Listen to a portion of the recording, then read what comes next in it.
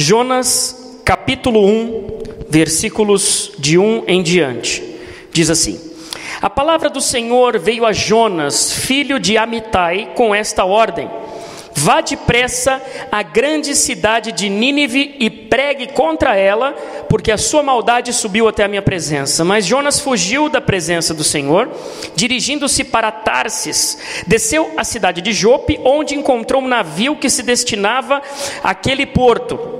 Depois de pagar a passagem, embarcou para Tarsis para fugir do Senhor. O Senhor, porém, fez soprar um forte vento sobre o mar e caiu uma tempestade tão violenta que o barco ameaçava arrebentar-se.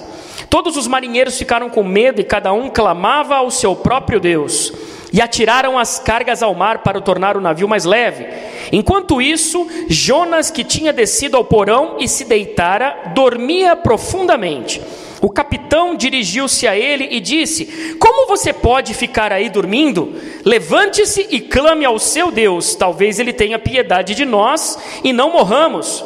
Então os marinheiros combinaram entre si: Vamos lançar sortes para saber quem é o responsável por essa desgraça que se abateu sobre nós. Lançaram sortes e a sorte caiu sobre Jonas. Por isso lhe perguntaram: Diga-nos, quem é o responsável por esta calamidade? Qual é a sua profissão? De onde você vem? Qual é a sua terra? E a que povo você pertence? Ele respondeu: Eu sou hebreu, adorador do Senhor, Deus dos céus, que fez o mar e a terra. Então os homens ficaram apavorados e perguntaram: O que foi que você fez?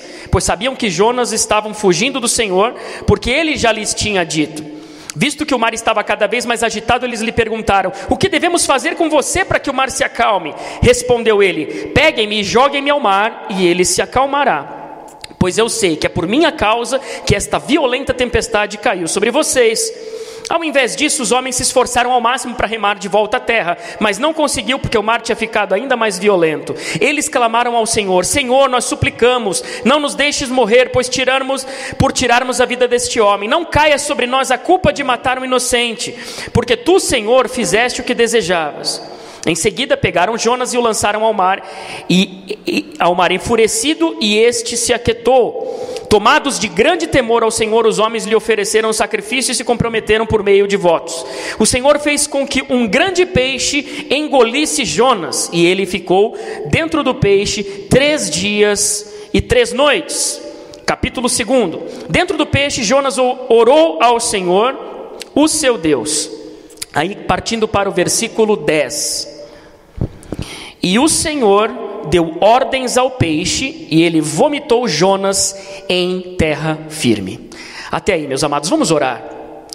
Pai querido, muito obrigado, Senhor, pela tua palavra, que já foi lida nessa noite. Obrigado, Senhor, porque o Senhor já está falando aos nossos corações. Obrigado, Senhor, por essa palavra maravilhosa que temos o privilégio de ler e estudar, Senhor. Obrigado, Senhor. Fala conosco, abre os nossos olhos, os nossos ouvidos espirituais. Queremos, Senhor, sair daqui cheios do teu Espírito Santo e cheios da tua vontade, Senhor, para as nossas vidas. Te pedimos isso, mas acima de tudo nós te agradecemos em nome de Jesus. Amém. Amém, queridos? Hoje nós vamos falar um pouco sobre esse homem cabuloso, né? Que estava ali naquele mar e de repente estava fugindo do Senhor. E por fugir do Senhor, ele sofreu algumas consequências, né? E todas as coisas ali estavam bem complicadas para ele e para as pessoas que estavam à sua volta. O contexto histórico dessa passagem é que o povo de Israel ali estava sendo ameaçado pelos assírios. O Deus mandou Jonas pregar à cidade de Nínive. Nínive era a capital da Assíria, e eles eram um poderoso inimigo de Israel. A Síria era uma potência econômica, uma potência militar naquela época, né? Estava ressurgindo, quase conquistou Judá, e um pouco antes disso, Israel foi levado ao cativeiro da Babilônia, ou seja, o Império Assírio e aquela cidade de Nínive estavam bombando, né? Estava no auge do seu auge político, militar e tudo mais. E Jonas foi chamado por Deus para profetizar contra aquela cidade, para anunciar a ruína daquela cidade. Imagine o medo de Jonas. Imagine que profetizar contra uma potência dessa, para nós hoje, que não conhecemos muito bem às vezes o Império Assírio e tudo mais, seria mais ou menos você profetizar que os Estados Unidos da América vão ruir. É para dar medo em qualquer profeta. É para você pensar 3, 4, 5 vezes: Senhor, será que é isso mesmo, né? Meu Deus, é uma palavra muito forte, muito dura. E será que é o Senhor mesmo que está falando? Não é?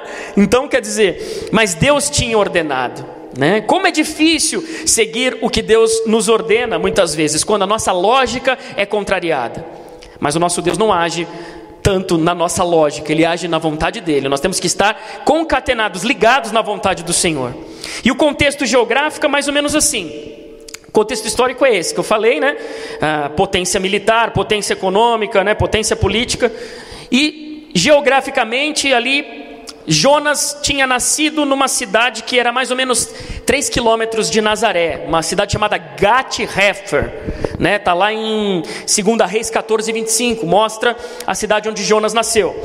E Deus mandou que ele saísse de lá e fosse para Nínive. Se você vai no Google Maps, você vai lá no Iraque e vê a cidade de Mossul. Mossul era a cidade onde era a cidade de Nínive antigamente, né? Então a cidade de Nínive é o que hoje é a cidade de Mossul. Tanto é que se você dá um zoom lá no Google Maps, você vai lá ver ruínas de Nínive. Então lá ainda tem as ruínas, algumas coisas que foram preservadas, virou um sítio arqueológico na cidade de Mossul, no Iraque. E a palavra de Deus nos diz que ele saiu de lá, mas ele não foi para Nínive. Ele fugiu do Senhor, ele foi para Jope pegar um barco para ir para Tarsis, que é para o outro lado.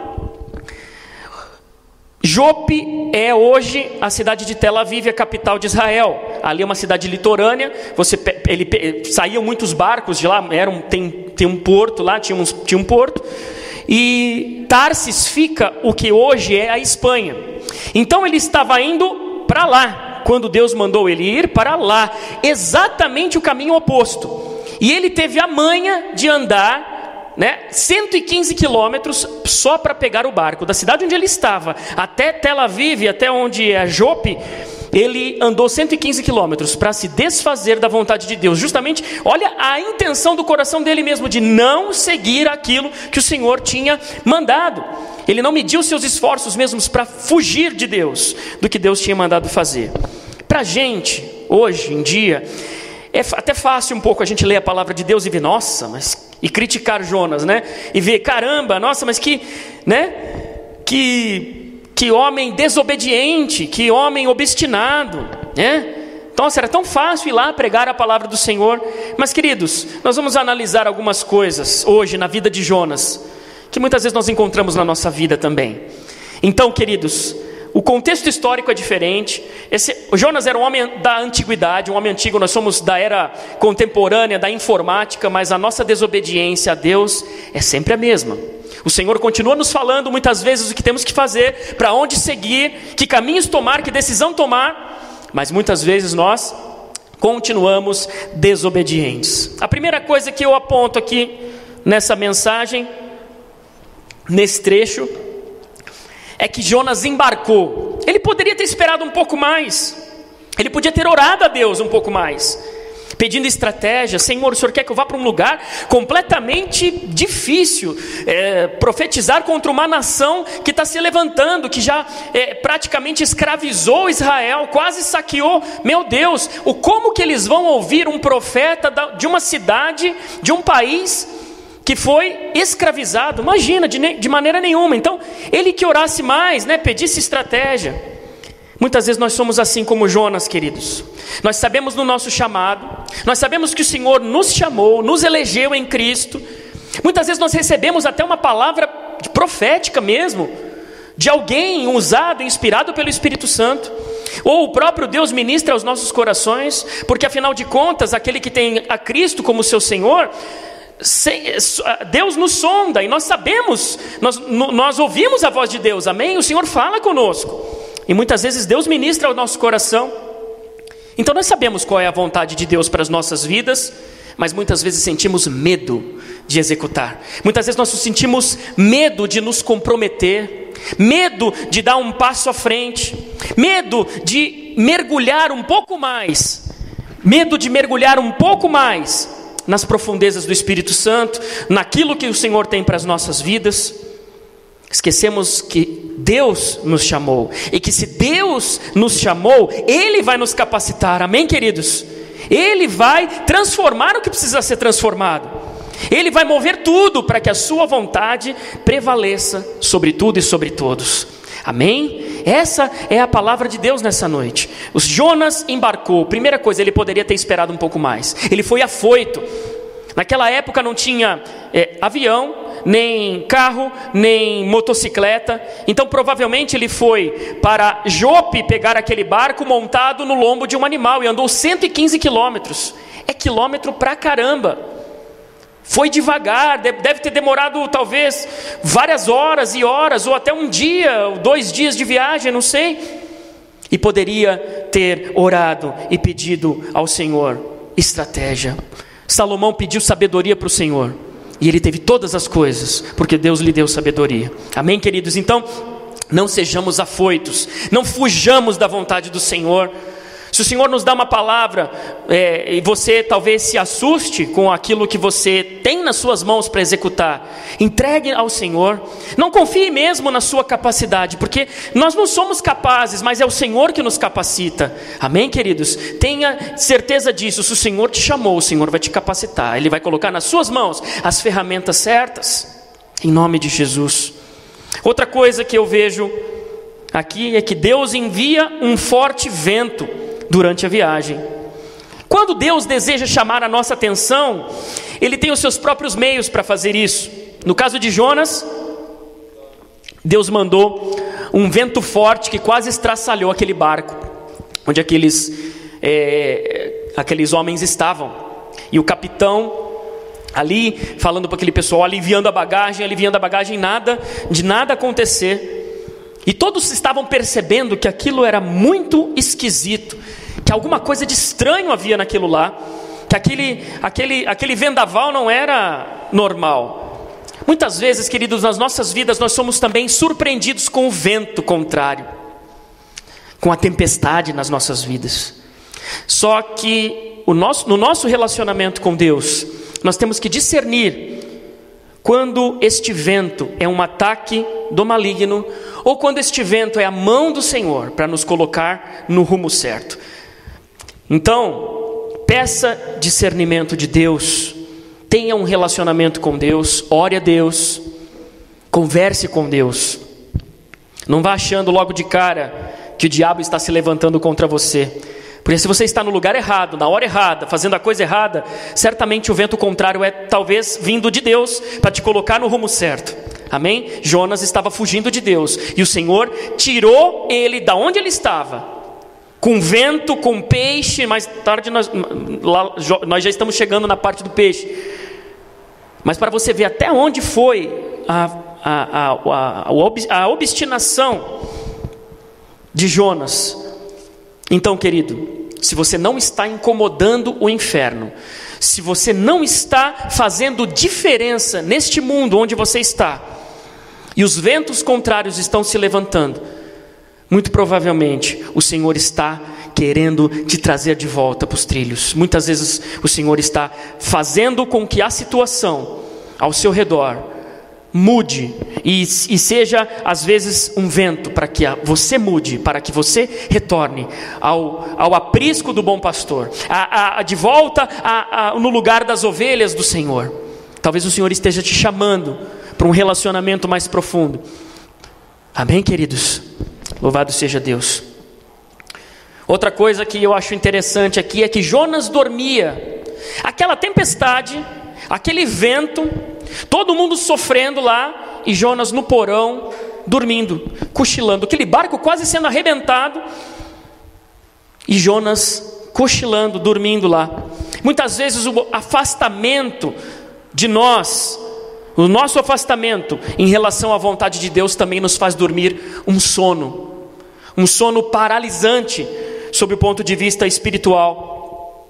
Faz a gente viver de uma forma mecânica, uma forma sem entusiasmo, sem novidade de vida. Só que, queridos, viver a vontade de Deus é uma coisa apaixonante. Nós podemos estar numa comunidade onde nós temos a nossa liturgia mais leve. Nós podemos estar numa outra comunidade onde a liturgia é mais pentecostal, digamos assim. Mas não importa, onde tem Jesus Cristo sendo adorado, vivendo a vontade de Deus, isso é apaixonante, querido. O Senhor fala conosco, nós ouvimos a voz do Senhor, nós falamos com Deus e temos certeza de que Ele fala conosco. Nós lemos a palavra, o Senhor nos dá respostas. Mas quando estamos fora da vontade de Deus, como estamos longe da vontade de Deus, nós vivemos de uma forma mecânica, nós vivemos de uma forma sem entusiasmo, sem novidade. Parece que não acontece nada novo, estamos parados. Eu ando, parece que eu fico no mesmo lugar. O Senhor está te chamando de volta para o centro da vontade dEle nesta noite, amém, queridos? E às vezes nesse retorno, nessa volta para o centro da vontade de Deus, muitas vezes a gente tem que aprender a priorizar algumas coisas. Às vezes nós vamos ter que renunciar a algumas coisas. Algumas coisas, às vezes, que não são erradas mesmo. O que é errado, você tem que renunciar mesmo, né? O pecado, aquilo que Deus não se agrada, isso nós vamos renunciar mesmo. Mas às vezes há coisas boas, há coisas saudáveis, há coisas legais, há coisas maneiras que a gente tem que renunciar, porque se aquilo rouba o lugar de Deus na nossa vida, aquilo tem que ficar em segundo plano. E eu não sei o que você vai ter que fazer, mas eu sei das coisas que eu tenho que renunciar. Aquilo que rouba o meu tempo, aquilo que rouba a minha atenção, aquilo que rouba a minha prioridade, isso deve ser descartado, ou deve ser colocado em uma lista de terceira, quarta, quinta importância, porque a presença de Deus, a vontade de Deus, é aquilo que a gente não pode negociar, querido. Não negocie a vontade de Deus na sua vida, seja por qualquer coisa, ou qualquer pessoa, ou seja pelo seu emprego, pelo seu trabalho. Não deixe que nada roube a vontade de Deus na sua vida. E o primeiro lugar, o lugar onde Deus quer se assentar no seu coração, é no trono, é no primeiro lugar. Ele quer reinar sobre as nossas vidas. Amém, querido? Aí nós temos este alinhamento, isso nos traz felicidade. E Jonas dormia, Jonas não estava entendendo isso. Jonas estava fugindo, estava num barco fugindo da vontade de Deus. E aquele vento fez com que ele, aos poucos, fosse retornar para os caminhos do Senhor. Mas ainda assim, ele estava no estágio espiritual completamente podre. Ele estava dormindo lá. Nem com vento o indivíduo acordou e se ligou. Os outros foram lá acordar ele, para que ele clamasse ao seu Deus. Olha só, que coisa interessante. Os que estavam lá estavam clamando cada um ao seu Deus e não resolvia nada. Por quê? Porque só há um Deus todo-poderoso, todo verdadeiro, que é o nosso Deus, o Deus a quem nós servimos. E muitas vezes Deus usa o ímpio para nos alertar. Diz a palavra de Deus que até as pedras clamarão.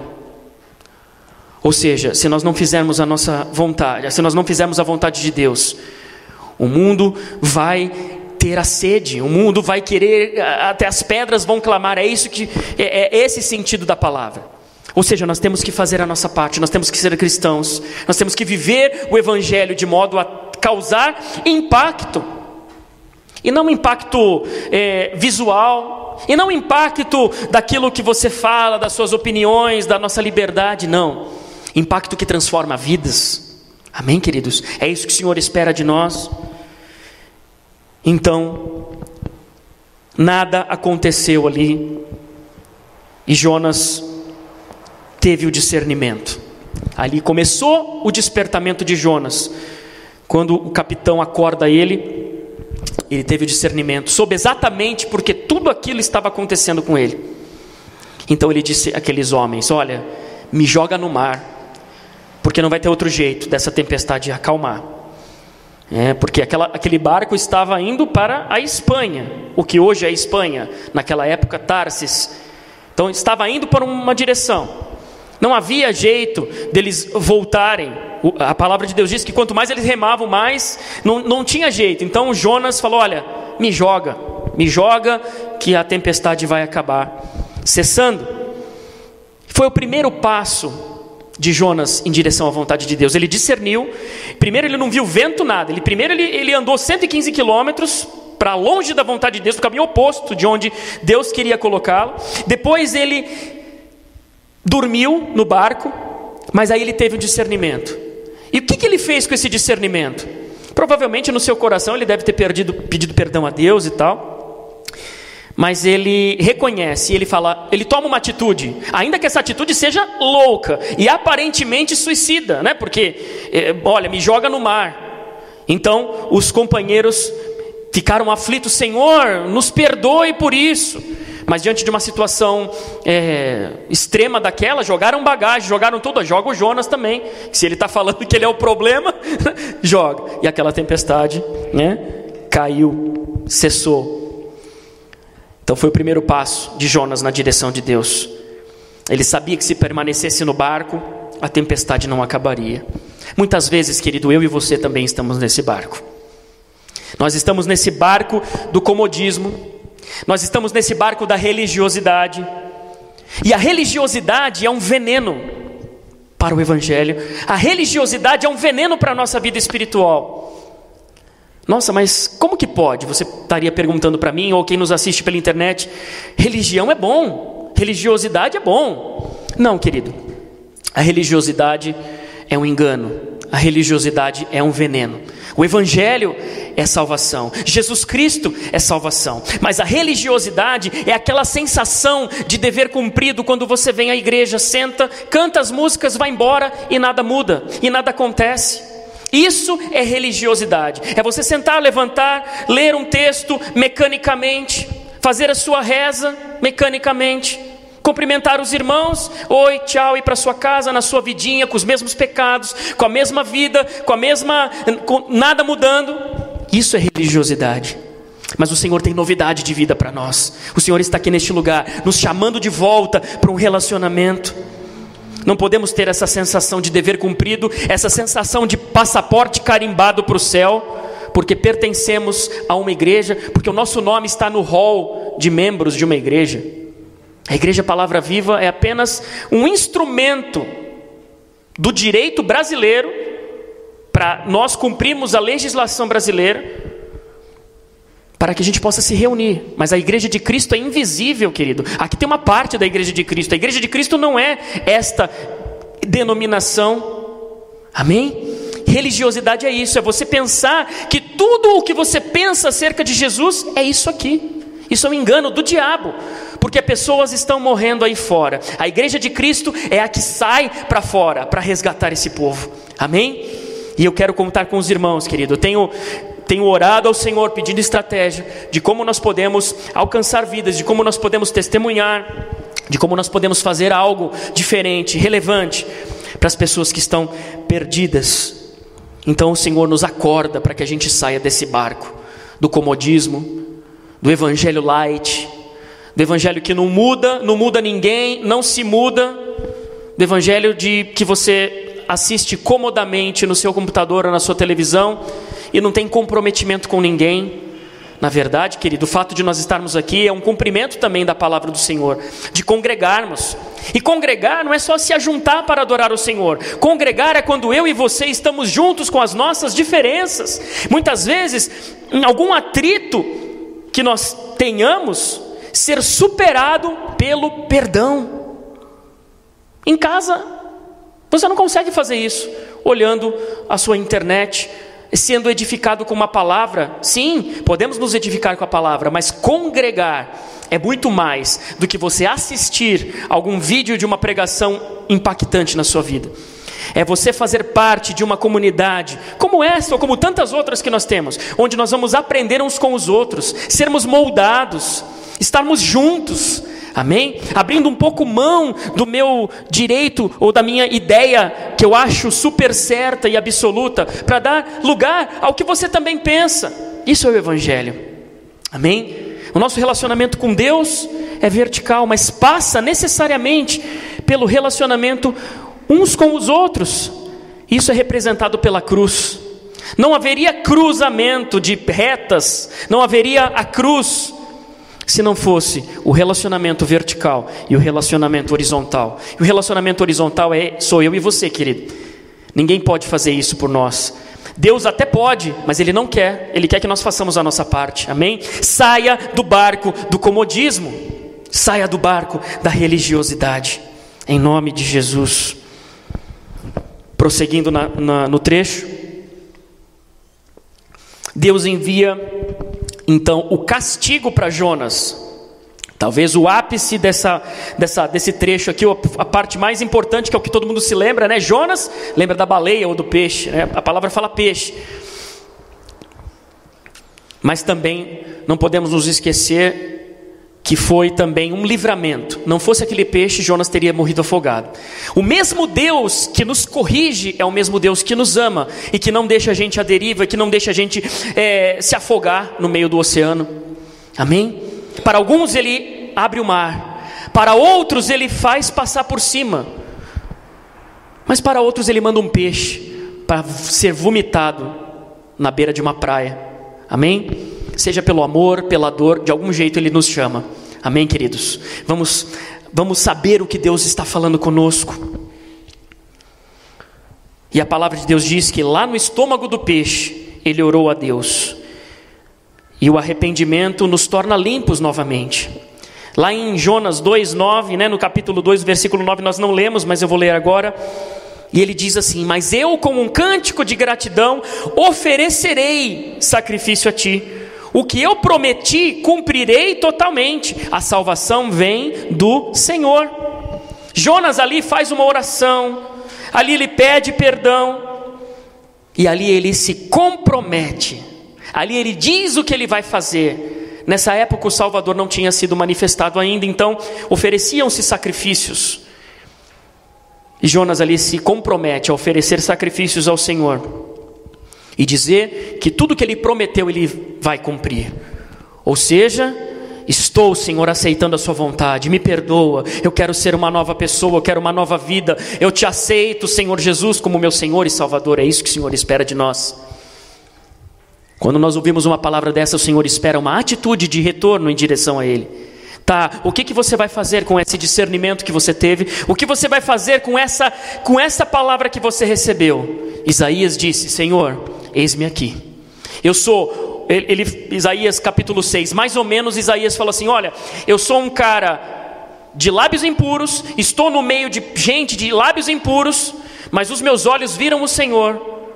E o que o Senhor quer que eu faça? Eu vou morrer. E Deus fala: quem irá por mim? Quem irá por nós? Aí Isaías fala: Senhor, estou aqui para o que der e vier, o Senhor pode me chamar, o Senhor pode me levar. Amém, queridos? E é exatamente isso que Jonas faz. Jonas cumpre o seu chamado. Ele prega em Nínive. Está lá no capítulo 3. Nós não lemos, depois você leia na sua casa. Ele prega em Nínive e todos os habitantes daquela cidade e os governantes daquela cidade, olha só a gravidade com que os pecados daquela cidade estavam já enojando demais, tanto ao Senhor quanto a eles mesmos. Então eles reconhecem o seu pecado, se cobrem de cinza. Essa era uma prática comum nos tempos bíblicos, né, de Israel. Quando se arrependia por algum pecado, quando se sentia um lixo por aquilo que você fazia, ou quando alguém morria, uma forma de externar o seu luto, era justamente se cobrir com pano de saco, cinza, e fazer um jejum de perdão a Deus. Hoje, infelizmente, a figura do jejum tem sido muito desfocada. Hoje praticamente há muita gente que fala muita coisa, quando a palavra de Deus é mais simples e não fala tanta coisa assim, quando o assunto é jejum. Há quem faça jejum para conseguir isso, há quem faça jejum para conseguir aquilo. Querido, jejum não é promessa, jejum não é algo que você investe como uma bolsa de valores. Eu entendo que o jejum é sacrifício, é você ter vontade de comer algo que pode, que é bom, que é agradável. Jejum não é dieta, amém? Você faz um jejum abstendo-se uma parte daquilo que você gosta e que você precisa, para que você esteja sensível à voz do Senhor, para que Ele fale com você. Amém? É claro que na nossa devoção pessoal, nós oramos a Deus, nós pedimos a Deus e tal, mas não podemos enxergar o jejum como algo além do que ele é. Amém, queridos? Então, Deus poupa a cidade de Nínive. Olha só, Jonas cumpre o seu chamado e Deus poupa por um tempo a destruição daquela cidade. Então nós poderíamos perguntar, como um povo idólatra e contrário aos ensinamentos de Deus poderia ouvir a pregação de Jonas? Muito provavelmente, queridos, tudo isso que aconteceu com Jonas serviu de testemunho para aquele povo. Talvez, na sabedoria e na soberania de Deus, nós não entendemos como Deus move as coisas. As coisas todas acontecem por permissão e por vontade de Deus. Eu não sei o que aconteceria com aquele povo se Jonas tivesse ido de bate-pronto, se talvez ele tivesse que pregar um pouco mais, talvez ele tivesse que perder mais tempo lá, tentando convencer aquelas pessoas dos seus pecados. Mas eu só sei de uma coisa: depois que o peixe vomitou ele naquela praia, aquelas pessoas viram o que Deus fez na vida daquele homem, e com certeza isso foi um grande testemunho da vida dele naquela gente. E é o que o Senhor quer fazer. Eu não sei aquilo que você passou na sua vida, mas o Senhor te chama hoje e Ele quer usar a sua vida, tudo que você passou, o seu testemunho, para impactar a vida daquelas pessoas que estão à sua volta também. Amém? O Senhor usa o nosso passado. Muitas vezes nós não nos orgulhamos do nosso passado. Amém? Deus nos transformou? Sim. Então, querido, use isso para a glória de Deus. O Senhor vai falar com as pessoas que estão à sua volta. A sua vida deve ser um testemunho vivo. Amém? E lá é interessante como Jesus, lá passando agora rapidamente para Mateus 12, abra sua Bíblia comigo rapidamente, Mateus 12.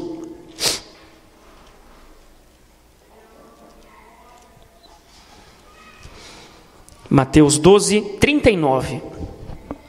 Jesus cita na sua fala ali aos fariseus exatamente o que aconteceu com Jonas.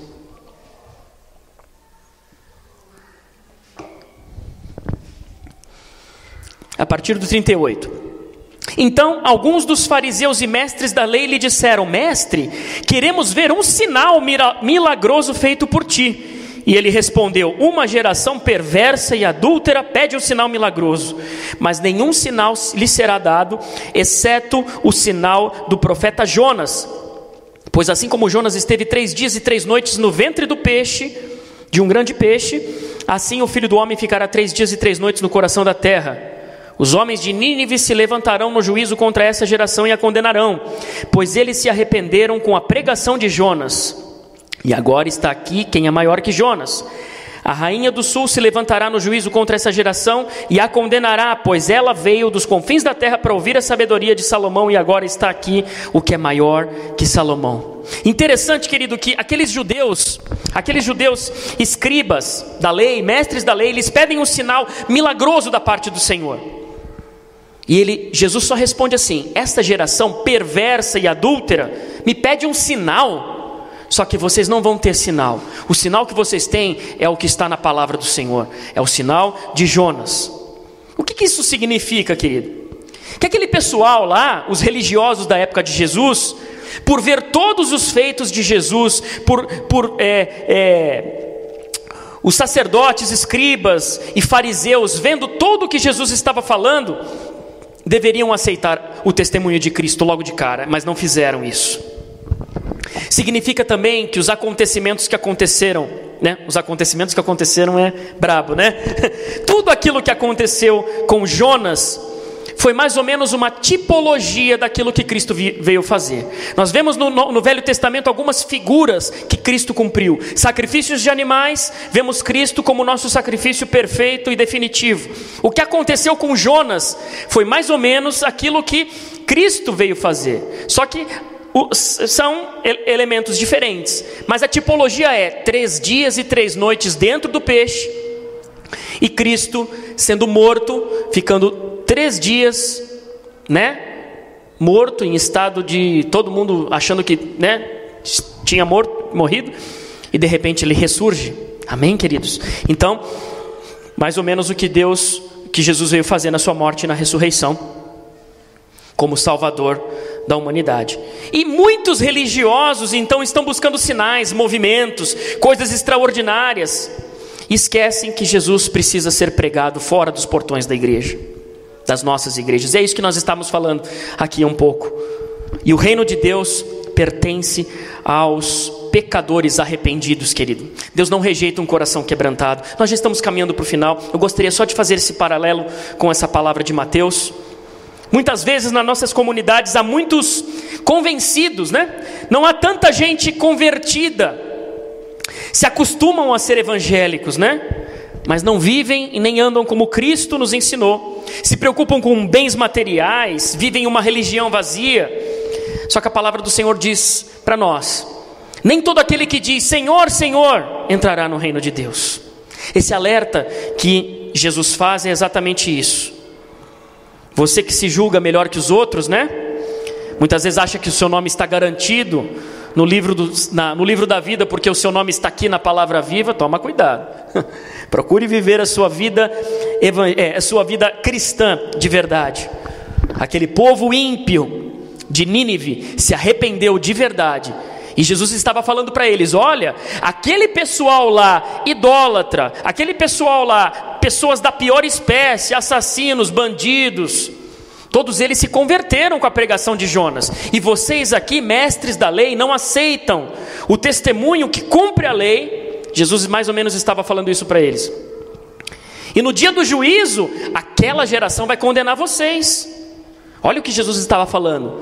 Significa que religiosidade de fato é um veneno. É isso que Jesus estava falando para aqueles fariseus. Vocês conhecem a lei, vocês cumprem um trisquinho da lei, mas vocês deixam para lá a justiça, a misericórdia, não entendem nada do que Jesus veio fazer.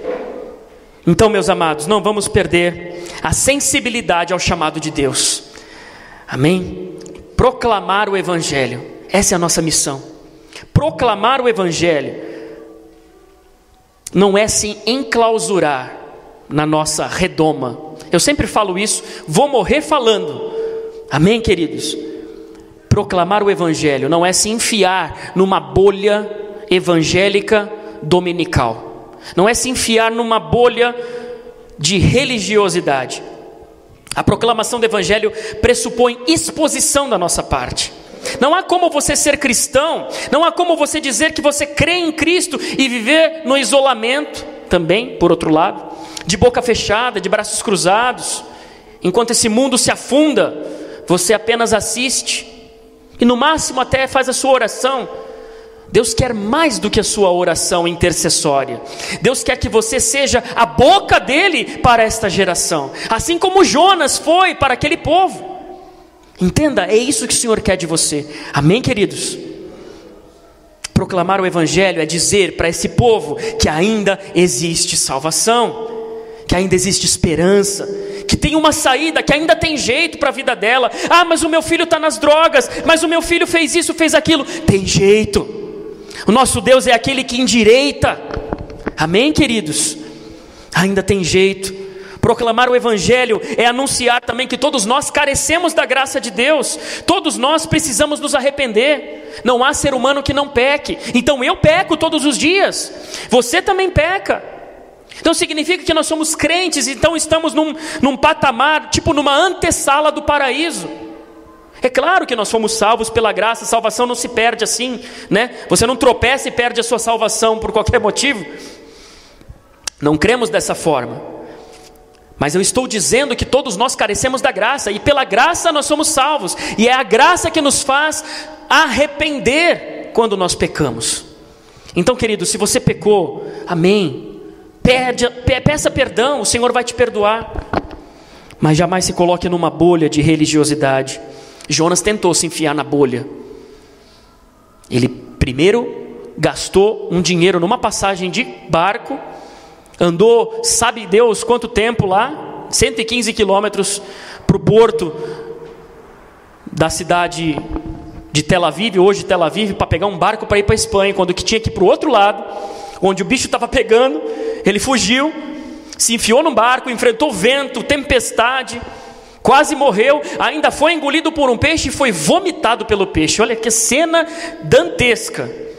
Imagine tudo aquilo que o peixe vomitou junto com ele lá. Poderia ter evitado tudo isso. Precisamos proclamar o evangelho da graça. Amém? Não se coloque na redoma, não se enfie num barco, não durma num barco, mas esteja atento aos sinais de Deus para a sua vida. Amém, queridos? O Senhor deseja usar as nossas vidas com poder. Amém? Em nome de Jesus. Vamos orar. Vamos pedir ao Senhor que nos ajude, que nos fortaleça e que nos ensine a aplicar essa palavra nas nossas vidas, em nome de Jesus. Pai querido, muito obrigado, Senhor, pela Tua palavra que foi lida, Senhor. Obrigado, Jesus, porque o Senhor é um Deus que fala, o Senhor é um Deus que tem boca e fala. Obrigado ao Senhor porque o Senhor fala na Tua palavra aquilo que nós precisamos fazer, pensar, ouvir, sentir.